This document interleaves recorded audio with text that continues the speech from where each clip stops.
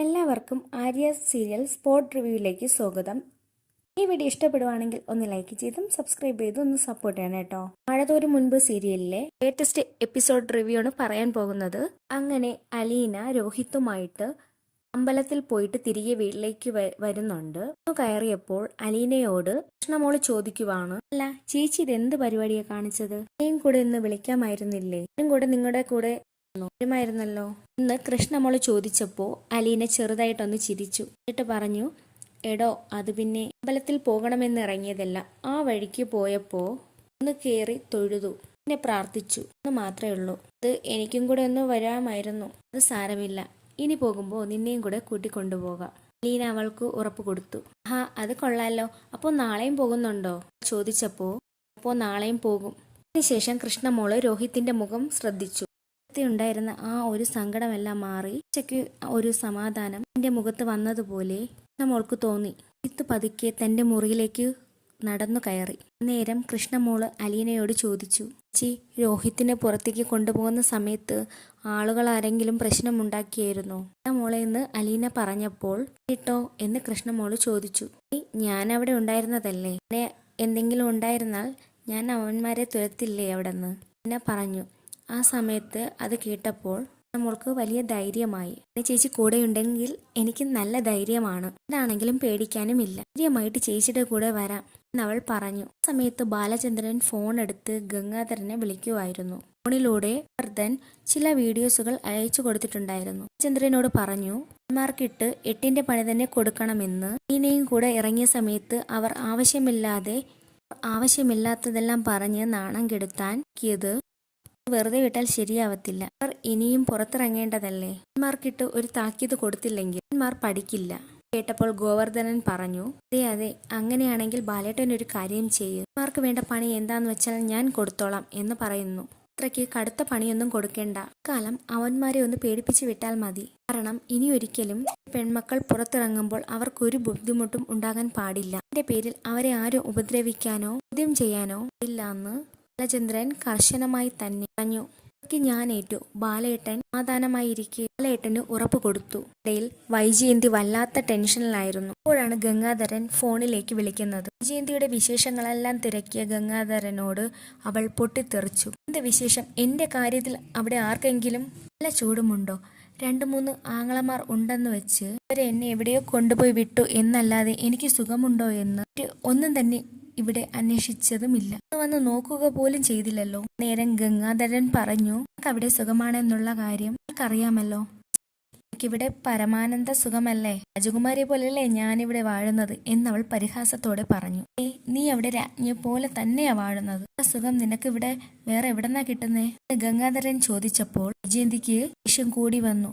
എന്നിട്ട് പറയുവാണ്, ഏട്ടൻ ഒരു കാര്യം മനസ്സിലാക്ക്, ഇപ്പോ പട്ടിക്ക് തുല്യമാണ് എന്റെ സ്ഥാനം. ഞാനിവിടെ ഉണ്ടെന്ന് പോലും ആരും ഇവിടെ മൈൻഡ് ചെയ്യുന്നില്ല. അച്ഛനും മക്കളുമെല്ലാം ഇപ്പോൾ ഒറ്റക്കെട്ടാണ്, മാത്രമായി ഇവിടെ ഒറ്റപ്പെട്ടു പോയി. കേട്ടപ്പോൾ ഗംഗാധരൻ അവളെ ഉപദേശിക്കാൻ തുടങ്ങി. പിന്നെ നീ അവരോടൊത്ത് സഹകരിക്കാത്തത് കൊണ്ടല്ലേ വൈജയ്? ബാലചന്ദ്രനുമായി നല്ല രീതിയിൽ ഇടപഴകാൻ നോക്ക്, അല്ലാതെ കുറ്റപ്പെടുത്തി വല്ല കാര്യമുണ്ടോ? അല്ലാതെ കുറ്റപ്പെടുത്തിയിട്ട് മാറി നിൽക്കേണ്ട വല്ല കാര്യവുമുണ്ടോ? അങ്ങനെയൊക്കെ പറഞ്ഞപ്പോൾ ഗംഗാധരന് നല്ല ദേഷ്യം വരുന്നുണ്ട്.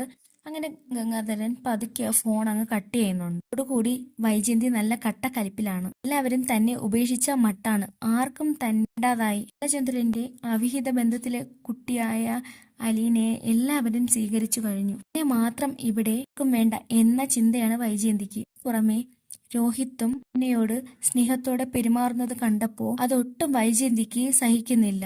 അന്ന് ആഹാരം കഴിക്കാൻ വേണ്ടി വൈജയന്തി വിളിച്ചപ്പോൾ വൈജയന്തി വരാനൊന്നും കൂട്ടാക്കിയില്ല. നേരം ബാലചന്ദ്രൻ വിളിച്ചു പറഞ്ഞു, ആരെയും പ്രത്യേകിച്ച് ഒന്നിച്ച് വിളിക്കണ്ട ഫുഡ് കഴിക്കാൻ, അങ്ങനത്തെ കാര്യമൊന്നുമില്ല, സമയമാകുമ്പോൾ അങ്ങ് വിളിച്ചേക്കണം, ക്കുന്നവർ വന്ന് കഴിച്ചിട്ട് അങ്ങോട്ട് പൊയ്ക്കോട്ടെ, അതെ ആരെയും താലപ്പൊലി വിളിക്കേണ്ട ആവശ്യമൊന്നുമില്ല എന്ന് ബാലചന്ദ്രൻ പറയുവാണേ. ഉള്ളിലിരുന്ന് ഇതെല്ലാം കേട്ട വൈജയന്തിക്ക് കാര്യങ്ങൾ മനസ്സിലായി. എന്നോടുള്ള ദേഷ്യത്തിലാണ് ബാലചന്ദ്രൻ ഇതൊക്കെ പറയുന്നത്. സമയം കമലാമ്മയും വല്ലാത്ത ടെൻഷനിലാണ്. അവർ എന്റെ അടുത്തേക്ക് ചെന്ന് പറഞ്ഞു, മനു നീ എങ്ങനെയെങ്കിലും പോയി അലീനയോട് ഒന്ന് സംസാരിക്ക്, അലീനയോട് പറഞ്ഞ് അവന് ജാമ്യം കിട്ടാൻ വേണ്ടി പോക്സോ കേസിൽ നിന്നും എന്നെ ഒഴിവാക്കണം, അലീനയോട് പറയണം. അമ്മേ, ഞാൻ അമ്മയോട് എത്ര വട്ടം പറഞ്ഞു? പറഞ്ഞാൽ ഇനി അവൾ കേൾക്കുമെന്ന് അമ്മയ്ക്ക് തോന്നുന്നുണ്ടോ? പോയിട്ട് നാണം കിടത്തേ ഉള്ളൂ. നേരിട്ട് പോയി അവളോട് പറ. പറഞ്ഞാൽ അവൾ ചിലപ്പോൾ കേൾക്കും എന്ന് മനു പറഞ്ഞപ്പോൾ, പോയി അവളോട് ചോദിക്കണമല്ലേ? ഞാൻ പോയി അവളുടെ കാല് പിടിക്കണമല്ലേ? നിനക്ക് ചെയ്തൂടെ എന്ന് കമലാമ്മ ചോദിച്ചു. ഓ, അപ്പോ അമ്മയ്ക്ക് അന്തസ്സും അഭിമാനവും ഉണ്ടല്ലേ? സ്വന്തം മകനെ രക്ഷിക്കാൻ സ്വന്തം അമ്മയ്ക്ക് പോകാൻ കഴിയില്ല. പക്ഷേ ഞാൻ പോയി നാണം കെടണം. അമ്മയുടെ മനസ്സിലിരിപ്പ് കൊള്ളാലോ. എന്തായാലും വീണ്ടും നാണം കെടാൻ ഞാൻ ഒരുക്കമല്ല. പറഞ്ഞാലും അവൾ അനുസരിക്കുമെന്ന് എനിക്ക് തോന്നുന്നില്ല എന്ന് മനു തീർത്തും പറഞ്ഞു. ഹരി പറഞ്ഞത് സത്യമാണോ എന്ന് പോലും നമുക്കറിയില്ല. ഞാനല്ലേ പറയുന്നത്, പെൺകുട്ടിയെ മുൻപ് ഇതുപോലെ ഉപദ്രവിച്ചിട്ടില്ല എന്ന്. എനിക്ക് അവനെ ഒട്ടും വിശ്വാസമില്ല. അമ്മയെ വായെടുത്താൽ അവൻ കള്ളം മാത്രമേ പറയൂ എന്ന് മനു പറഞ്ഞു. ഈ സമയം തന്നെ ഊർമിളാദേവി വന്ന് ഭർത്താവുമായി സംസാരിക്കുവാണ്. മോളെക്കുറിച്ചായിരുന്നു അവരുടെ സംസാരം. പെൺകുട്ടിയെ എനിക്ക് വല്ലാണ്ട് ഇഷ്ടപ്പെട്ടു പോയി. അവളുടെ കളിയും ചിരിയും എല്ലാം ഭയങ്കര രസമാണ്. അവർ പറഞ്ഞു അവൾക്ക് നല്ല ഭംഗിയുമുണ്ട്. അവളെ ദത്തെടുത്താലോ? അവർ ഭർത്താവിനോട് ചോദിച്ചു. ഒരു ആൺകുട്ടിയെ ദത്തെടുക്കാനായിരുന്നു അവർ അനാഥാലയത്തിലേക്ക് പോയത്. പക്ഷേ ചിന്നുമോളെ കണ്ടപ്പോൾ അവർക്ക് അവളെ വല്ലാണ്ട് ഇഷ്ടപ്പെട്ടു പോയി. അങ്ങനെയാണെങ്കിൽ 2 കുട്ടികളെ ദത്തെടുത്താലോ? ഒരാലോചന അവരുടെ മനസ്സിൽ വന്നു. ചിന്നുമോളുടെ ആ ഒരു കളിയും ചിരിയും ഊർമിളയുടെ മനസ്സിൽ നിന്ന് പോകുന്നില്ല. ഭർത്താവുമായി ആ ഒരു കാര്യത്തിൽ, ചിന്നുമോളുടെ കാര്യത്തിൽ അവരൊരു ഉറപ്പിലെത്തി. പക്ഷേ ചിന്നുമോളെ വിട്ടു കിട്ടുമോ എന്ന് ചെറിയൊരു ടെൻഷനും ഉണ്ട്. ആ സമയം തന്നെ ലീന രോഹിത്തിന്റെ മുറിയിലേക്ക് ചെന്നു. അവിടെ രോഹിത്ത് എന്തൊക്കെയോ ആലോചിച്ചുകൊണ്ടിരിക്കുവാണ്. ലീന അവനോട് ചോദിച്ചു, നമ്മൾ ക്ഷേത്രത്തിൽ പോയപ്പോൾ ഞാൻ നിന്നോടൊരു കാര്യം പറഞ്ഞിരുന്നല്ലോ. നീ കോളേജിൽ പോകുന്നതിനെ കുറിച്ച് എന്തായി? ഇത് പിന്നെ എന്ന് പറഞ്ഞ് പതറിയ രോഹിത്തിനോട് ലീന വീണ്ടും പറഞ്ഞു, അതെ, നീ ഇനി പോകാതിരുന്നിട്ട് ഒരു കാര്യവുമില്ല. പോകണം. പിടിച്ചിരുന്നാലേ പിന്നെ ഒരിക്കലും പോകാൻ കഴിയത്തില്ല.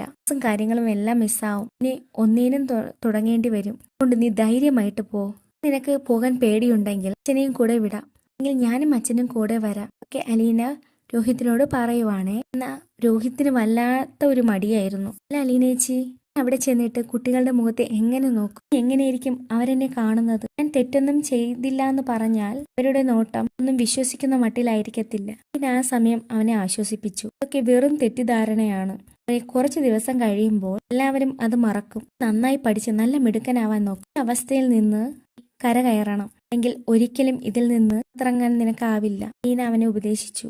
എന്നിട്ടും രോഹിത്തിന് വല്ലാത്ത ബുദ്ധിമുട്ട് തോന്നി. ഇത്രയും നല്ലൊരു സാഹചര്യം ഉണ്ടായിട്ട് പഠിക്കാതിരുന്നാൽ തന്നെ നാളെ അതോർത്ത് വിഷമിക്കേണ്ടി വരും. പോലും കിട്ടാത്ത എത്രയോ കുട്ടികൾ പുറത്തുണ്ടെന്ന് നിനക്കറിയാമോ? അതൊക്കെ ഒന്ന് ചിന്തിച്ചു നോക്ക്. എന്റെ ഏറ്റവും വലിയൊരു ആഗ്രഹം നിന്നെ പഠിപ്പിച്ച് വലിയൊരു എഞ്ചിനീയർ ആക്കണമെന്നാണ്. നീ ജയിലിൽ കിടന്ന സമയത്ത് അച്ഛൻ എത്രമാത്രം സങ്കടപ്പെട്ടെന്ന് നിനക്കറിയാമോ? ഒക്കെ ഞങ്ങൾക്കറിയാം. പക്ഷേ നീ ഇനിയെങ്കിലും ആ വിഷമങ്ങൾ എല്ലാം മാറ്റിക്കൊടുക്കണം. ലീന ചോദിച്ചപ്പോൾ രോഹിത്തിനും അത് ശരിയാണെന്ന് തോന്നി. പക്ഷേ എന്നിട്ടും അവനൊരു മടി. ലീന പറഞ്ഞു, നീ ഇന്ന് കണ്ടില്ലേ, നമ്മൾ പുറത്തിറങ്ങിയപ്പോൾ ചിലർ നമ്മുടെ പിന്നാലെ വരാൻ നോക്കി. പക്ഷേ നമ്മൾ അവരെ നേരിട്ടപ്പോൾ അവർ പിന്നോട്ട് പോയില്ലേ? അതുപോലെ തന്നെ കോളേജിലേക്ക് പോകുമ്പോൾ ആദ്യം കുറച്ച് പ്രശ്നങ്ങൾ വരും. പക്ഷേ അതൊക്കെ നീ മാറിക്കോളും. ഒന്ന് ഓർത്തു മോൻ വിഷമിക്കണ്ട. അപ്പോൾ അവനെ സമാധാനിപ്പിച്ചു. ഞാൻ കേട്ടപ്പോൾ അവനും അത് ശരിയാണെന്ന് തോന്നി. അങ്ങനെയാണെങ്കിൽ നാളെ ഞാനും അച്ഛനുമായിട്ട് വരാം. ഒരുമിച്ച് കോളേജിലേക്ക് പോകാം എന്ന് അലീന അവന് ഉറപ്പ് നൽകി. അങ്ങനെ 2 ദിവസം കൂടി കഴിഞ്ഞുപോയി.